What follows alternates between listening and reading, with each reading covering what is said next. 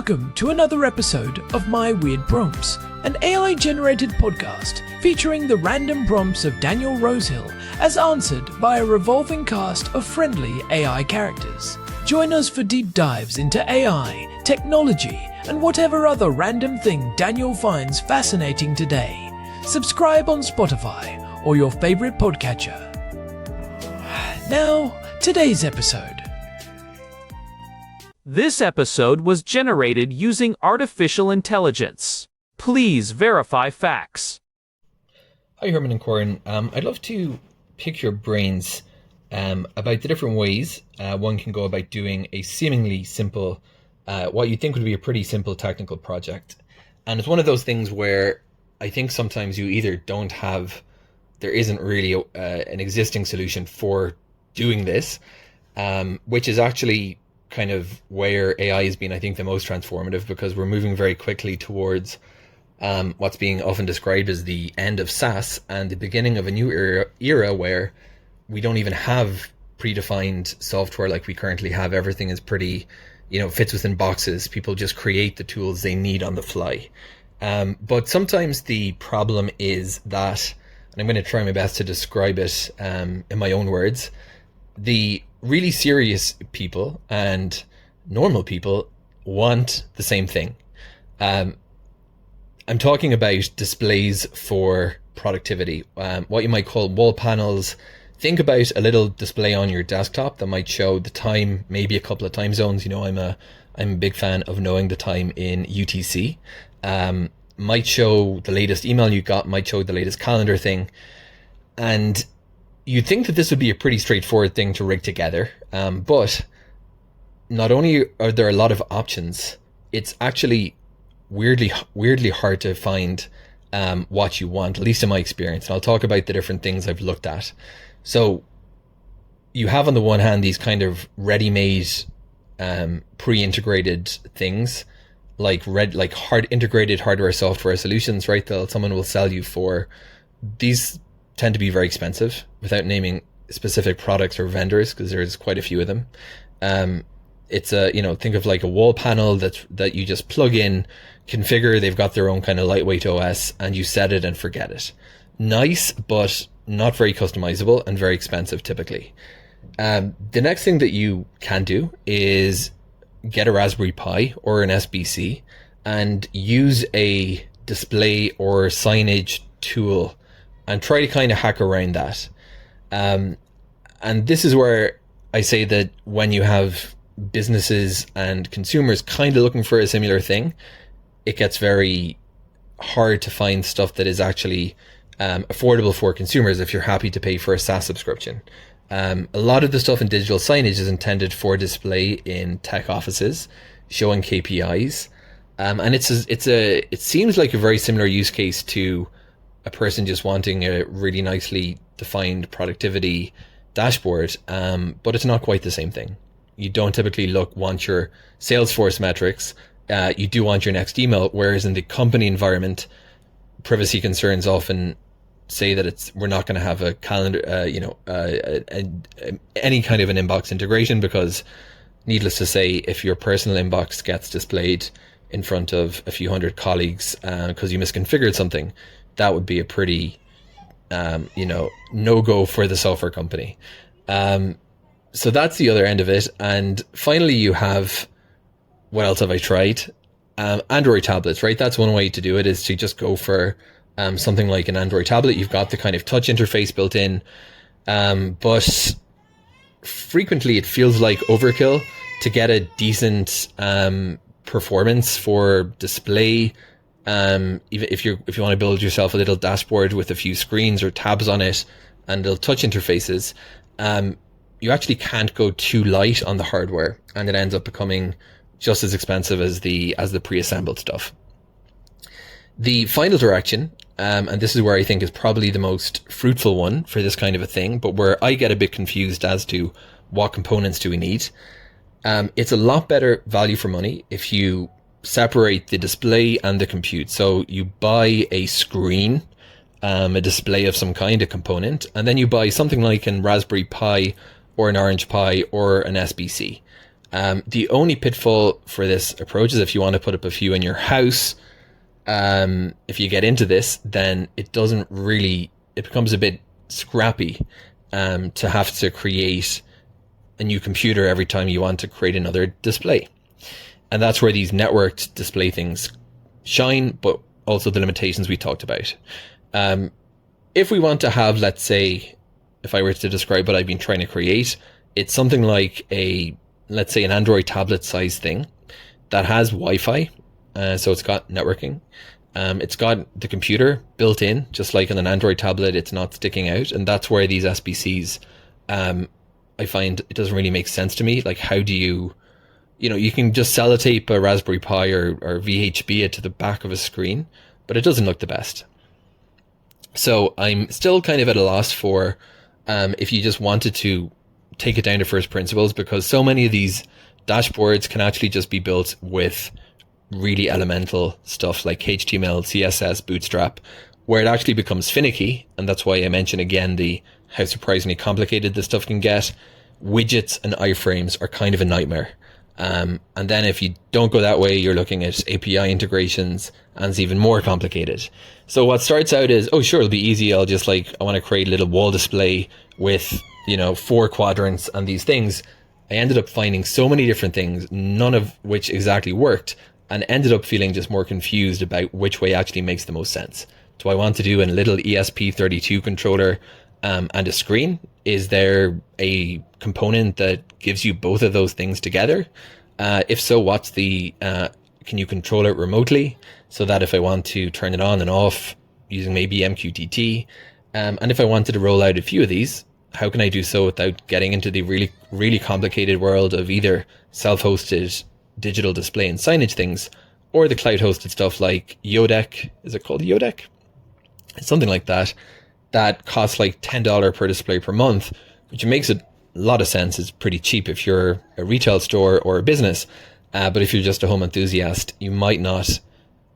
It's kind of a steep ask to have a $40 a month subscription just to create a few calendar displays around your house. So Herman and Corn, that's all the messy world that I've looked at so far of hardware and software. I'd love to get your read on it. What do you think? There's so many potential options, but finding that nice fit can be surprisingly difficult. What do you think for other folks who are just looking for a really nice and customizable display to put up on their desk or in their home office without either spending a ton on SaaS subscriptions or being driven crazy with all the self-hosted stuff? What's a good middle ground, hardware and software? Up to you two. Herman, I was looking at my desk the other day and I realized I have this persistent nagging itch. It is the itch for the perfect information radiator. That one screen that just sits there glowing softly, telling me exactly what I need to know without me having to Alt-Tab, unlock my phone, or dig through a dozen browser tabs. It is such a specific modern desire, right? This quest for the ultimate low-friction productivity dashboard. Oh, I know that itch well, Corn. It is the dream of the command center. It is the desire to feel like the captain of a starship, where all the vital signs of your life and work are visible at a glance. I am Herman Poppleberry, by the way, for anyone joining us for the first time. And yeah, this is a rabbit hole I have fallen down more times than I care to admit. It is funny you bring it up, because our housemate Daniel actually sent us a prompt about this very thing. He is tired of the extremes. On one side, you have the super expensive enterprise stuff, and on the other, you have the messy, cable-sprawled hobbyist projects that look like a science fair experiment gone wrong. It is a classic Goldilocks problem. Daniel was asking about how to find that elusive middle ground. He has looked at the ready-made hardware that costs $400 and locks you into a limited, proprietary ecosystem.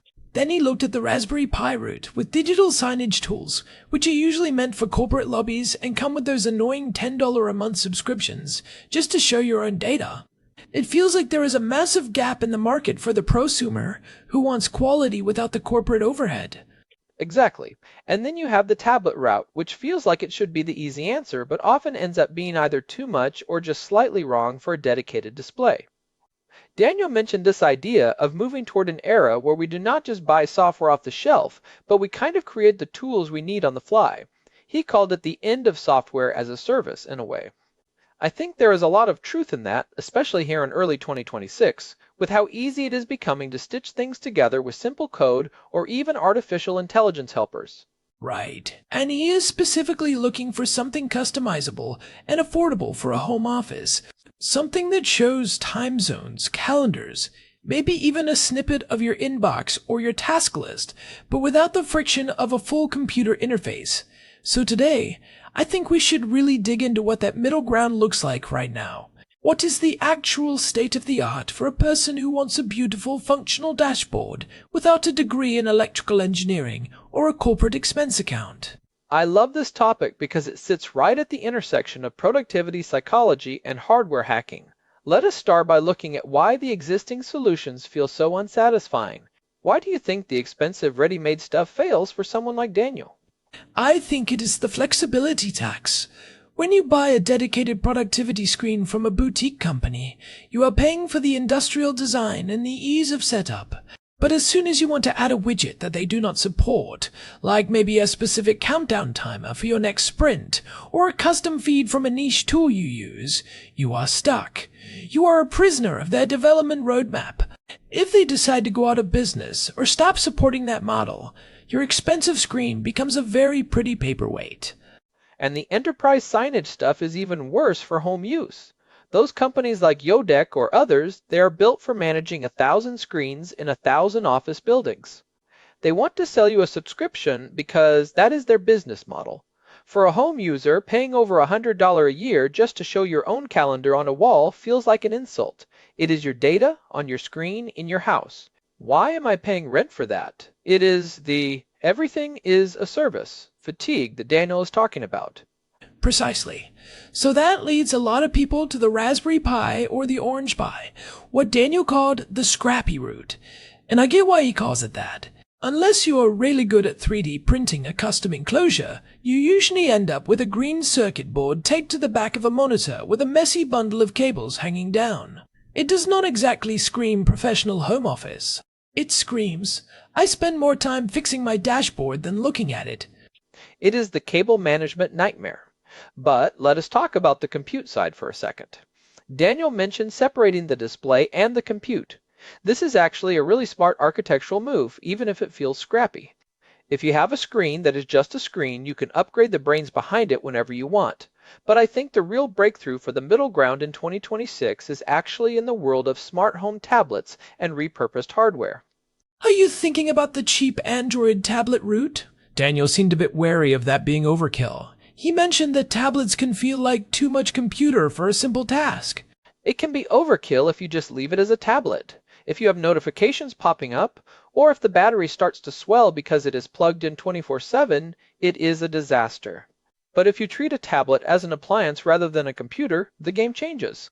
Specifically, I am looking at things like the newer e-ink tablets or even the budget-friendly Fire tablets that people are stripping down. Okay, let us go deeper on the e-ink side first. I know you have a soft spot for e-ink. Why is that a strong contender for a productivity dashboard in a home office? E-ink is the ultimate ambient technology. It does not glow at you, it does not flicker, and it has that high contrast, paper-like quality that just feels less stressful. In a home office, where you are already staring at 2 or 3 backlit monitors for 8 hours a day, having another glowing rectangle can actually be a negative. It adds to the digital noise. E-ink looks like a part of your wall or your desk. And from a technical perspective, once you set the image, it stays there with zero power consumption. You could have a power outage, and your schedule for the day would still be visible. But isn't the refresh rate a huge hurdle for something like a dashboard? If I get a new email, I do not want to wait 30 seconds for the screen to flash black and white and slowly update. That feels like the opposite of a high-tech dashboard. That is the old-school way of thinking about e-ink. The newer panels we are seeing now, especially the ones coming out of companies like Waveshare or the InkPlate series, can do partial refreshes very quickly. We are talking about sub-1 second updates for small areas of the screen. So, your clock can tick, your calendar can update, and it feels fluid enough for productivity. There are even color e-ink displays now, like the Spectra 6 series, that look incredible for showing color-coded calendars or weather maps. Okay, so if we take Daniel's request for a middle ground, maybe an e-ink display paired with an ESP32 controller. Daniel mentioned the ESP32 specifically. For the listeners who might not know, That is a tiny, very cheap microcontroller with built-in Wi-Fi. Exactly. And that is where the magic happens. You can get an ESP32 and a 7.5-inch e-ink display for well under $100. There is this amazing open source project called Open ePaper Link that basically lets you run these things for months on a tiny battery. You can push images to them over Wi-Fi from a central server. It is very customizable, but I will admit it requires a little bit of coding knowledge. It might still be a bit too scrappy for someone who wants a polished experience. See? That is the tension. Daniel wants something that feels integrated. What about the software layer? If we assume the hardware is some kind of screen with a basic computer attached, how do we solve the subscription and customization problem without spending 40 hours writing Python scripts? This is where we have to talk about the heavy hitters in the self-hosted world.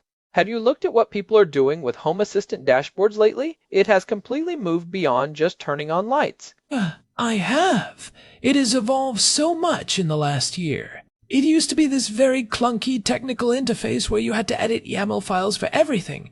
But now with the sections view and the new drag and drop features, people are building truly beautiful interfaces. And the best part is that Home Assistant can pull in everything. It can talk to your Google Calendar. It can check your IMAP mail server. It can pull in weather. And it can even monitor your computer's CPU usage or your solar panel output. And it is all local, no subscription. You run it on a small server in your house like an old laptop or a cheap mini PC, and then any device with a web browser becomes your dashboard. This, I think, is the real answer for Daniel. You get a decent slim Android tablet, maybe a refurbished one from a few years ago to keep the cost down. You mount it to the wall or put it on a nice stand. Then you use an app called Fully Kiosk Browser. Oh, Fully Kiosk is a game changer for this specific use case. Tell the people why it is better than just opening Chrome on a tablet. Fully Kiosk Browser basically turns an Android tablet into a single-purpose appliance. It strips away the status bar, the home buttons, and all the distractions. It just displays one website, which would be your Home Assistant dashboard, or maybe a custom web app you built. But here's the cool part. It gives the website access to the tablet's hardware. It can even use the tablet's front camera as a motion sensor. So, when you walk into your office, the screen turns on instantly, and when you leave, it goes dark to save the screen and the power. It makes a $100 tablet feel like a $2,000 custom installation. That sounds like exactly the middle ground. You get the polish of a tablet, the flexibility of a web-based dashboard, and no monthly fees. But what if Daniel doesn't want to manage a whole Home Assistant setup? That can be a bit of a project in itself. Are there simpler web-based tools that are still customizable? There are. DA Keyboard is the most famous one, and while they do have a subscription model, their free tier is actually quite capable for a single screen. You can link your calendar, show the weather, and put some photos on there. But if Daniel really wants to embrace the end of SaaS philosophy he mentioned, he should look at Magic Mirror Squared. It is an open source platform that has thousands of community-made modules. You want a module that shows the current position of the International Space Station? Someone has built it. You want your Todoist list? It is there. I also want to touch on what Daniel said about creating tools on the fly. We are seeing these new AI-driven dashboard builders now. You can essentially tell an LLM, hey, I want a dashboard that shows my primary calendar, the time in Jerusalem, London, and New York, and a list of my top 3 most recent emails from my boss. The AI can actually generate the HTML and CSS for that dashboard for you in seconds. You don't even need a platform like Dashboard anymore. You can just host a simple text file on your local network. That is a brilliant point, Corn. We are moving away from needing a company to build a widget for us. If you can describe it, you can probably get it rendered. And for someone like Daniel, who seems technically curious, that opens up a world of hyper-personalization. Like, imagine a dashboard that changes its layout based on what is on your calendar. If you have a day full of meetings, the calendar expands to take up the whole screen. If your day is clear, it switches to a deep word timer and a list of your most important tasks. This is what I call context-aware productivity. That is the dream. That is where it becomes a true productivity partner, not just a passive display. But let's get practical for a second. If you were Daniel and you wanted to set this up this weekend, what is the specific hardware stack you are buying? Let's give him a shopping list. Okay, Here is my mid-range, high-value recommendation for 2026. First, for the screen, I would actually move away from the tablet and look for a portable monitor. You can find 15-inch 4K portable monitors now for under $150. They are incredibly thin, they look great, and they usually power over a single USB-C cable. Okay, a portable monitor. It is bigger than a tablet, which is nice for a wall or a large desk. And what is the brain? I would go with a mini PC, specifically something with an Intel N100 processor. These things have become the gold standard for low-power home computing. They are about the size of a sandwich, they use almost no power, and they are much more powerful and stable than a Raspberry Pi. You can VESA mount it right to the back of the monitor so it is completely hidden. You run a lightweight version of Linux on it, and you just have it open a browser in kiosk mode on startup. Why the mini PC over the Raspberry Pi 5? Is it just the performance, or is there more to it? It is the stability and the "it just works" factor. Raspberry Pis are great, but microSD cards can fail over time if they are writing data constantly, and the ARM architecture sometimes makes installing certain software a bit finicky. An Intel-based mini PC is just a standard computer. Everything works. You have plenty of RAM, you have a real SSD, and you can use it for other things in the background, like a local file server or a media player, without it breaking a sweat. It is the ultimate set-it-and-forget-it brain for a dashboard. That makes sense. So you have a 15-inch screen, a mini PC hidden behind it, and you are running a custom dashboard. Total cost is probably around $250 to $300. It is not cheap, but it is a one-time cost and it is incredibly powerful. It is less than the price of those lockdown boutique screens. Exactly. And if you want to go even cheaper, the true middle ground is definitely the repurposed tablet. You can find an old iPad or a high-end Samsung tablet from 3 years ago on the used market for $100. The screens on those are often better than any cheap monitor you can buy. You wall mount it with a $30 magnetic mount and you are in business. The key is the mounting. I think we should talk about the aesthetics for a moment too. Daniel mentioned he wants it to look nice. The wall mounting part is where most people fail. They have a white wire trailing down a blue wall, and it looks like an afterthought. If you are in a rental, you cannot always drill holes to hide cables. This is where flat, paintable ribbon cables come in. You can get these USB power cables that are basically as thin as a piece of tape. You stick them to the wall, paint over them with a little bit of leftover wall paint, and they virtually disappear. It is a pro-level trick that makes a DIY setup look like a $1,000 integrated solution. Or, if you are using a tablet, look for PoE to USB-C adapters. If you have Ethernet in your walls, you can send power and data over a single thin cable. That is a great tip. Now, let's talk about the data privacy aspect. Daniel mentioned that in an office, you wouldn't want your inbox on a public screen. Even in a home office, if you have guests over or if you use your office for other things, you might want some privacy. How do we handle that in a customizable way? That is the beauty of the DIY approach. You can build in a privacy mode. If you are using Home Assistant or a custom web app, you can have a simple toggle on the screen, or better yet, use the presence detection we talked about. There are these amazing new mmWave sensors like the LD2410 that can detect if a human is standing still in a room. If your phone isn't in the room or the sensor doesn't see you, the dashboard switches to a generic clock or a rotating art gallery. As soon as you walk in, the dashboard recognizes your presence and brings up your personal calendar and emails. That is very slick. It feels very futuristic, but it is actually quite easy to do now with Bluetooth room tracking or those presence sensors. It solves that psychological barrier of having your life on display. It really does, and it addresses Daniel's concern about things being overkill. It is only a computer when you are there to use it. The rest of the time, it is just art. I want to go back to Daniel's mention of the ESP32 and MQTT. For the really nerdy listeners, this is where you can get very creative. You can have physical buttons on your desk that talk to the dashboard via MQTT. You press a physical button that says focus mode, and your dashboard changes, your lights dim, and your status on Slack updates to away. I love that. It is about creating an environment, not just a screen. But I wonder if we are making it sound too complicated again. If Daniel wants to start simple, what is the one software tool he should look at first? Honestly, if he wants to start today without setting up a server, he should check out a service called Dashboard. Just use the free version on an old tablet. But if he wants the customization he's talking about, the end of SaaS feel, he should spend a Saturday afternoon learning the basics of Home Assistant. It has a bit of a learning curve, but once you get it, you will never want to go back to a closed system.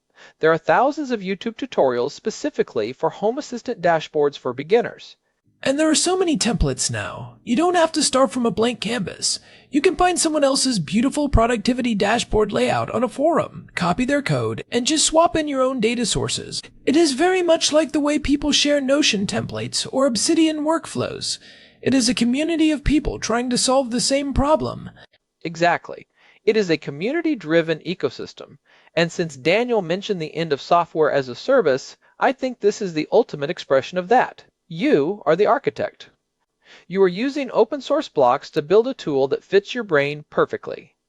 No company can build a dashboard that fits every person's workflow because we all process information differently.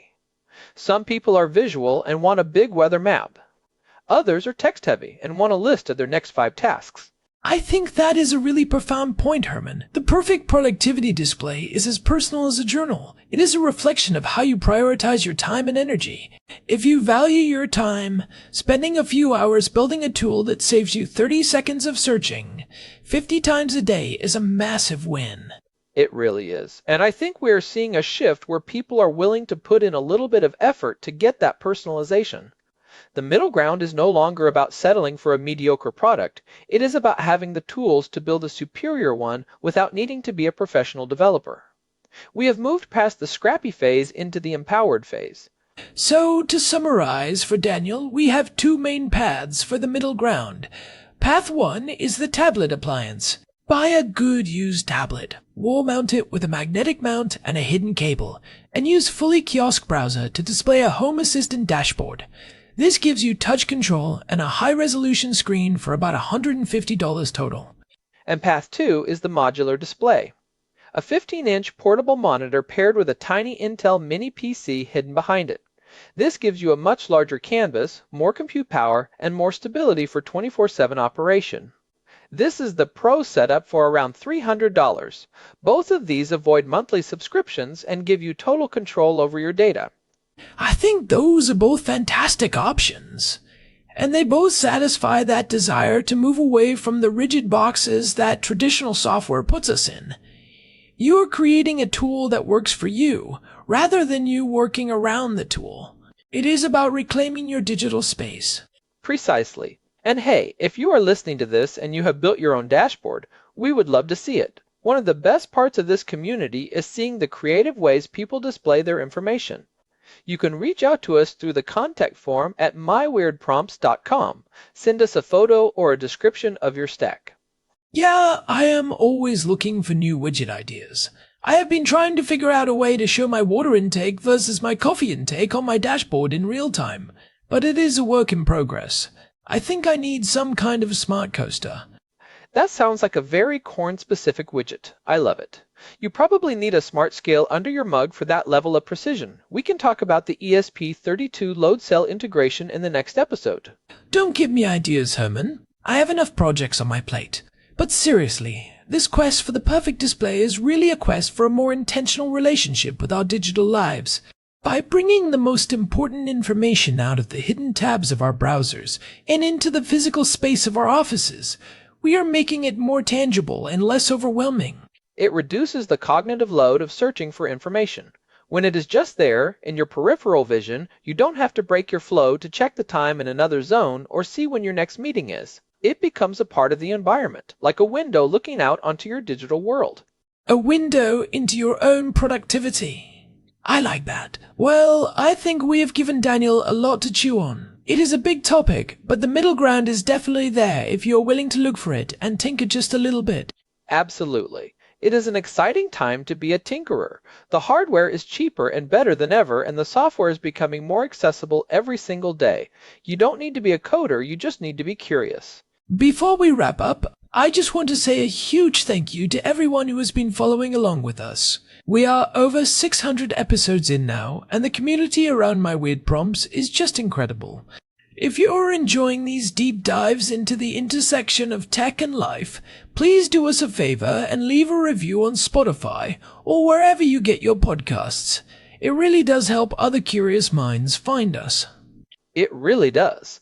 And if you haven't checked out the website lately, head over to myweirdprompts.com. We have the full archive there, and it is a great place to search for topics we have covered in the past.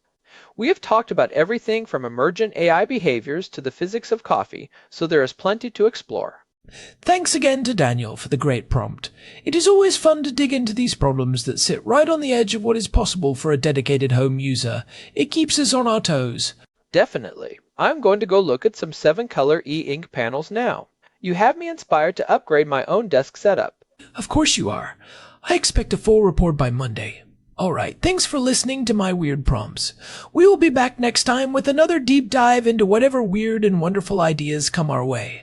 See you then. Goodbye. Goodbye, everyone. This episode was generated using Gemini Flash 3. Text-to-speech engine was Chatterbox Turbo. Thanks for listening to another episode of My Weird Prompts, an AI-generated podcast featuring Daniel Rosehill's AI prompts, as answered by a revolving cast of friendly AI characters including me, Cornelius the Sloth. Subscribe on Spotify or visit myweirdprompts.com.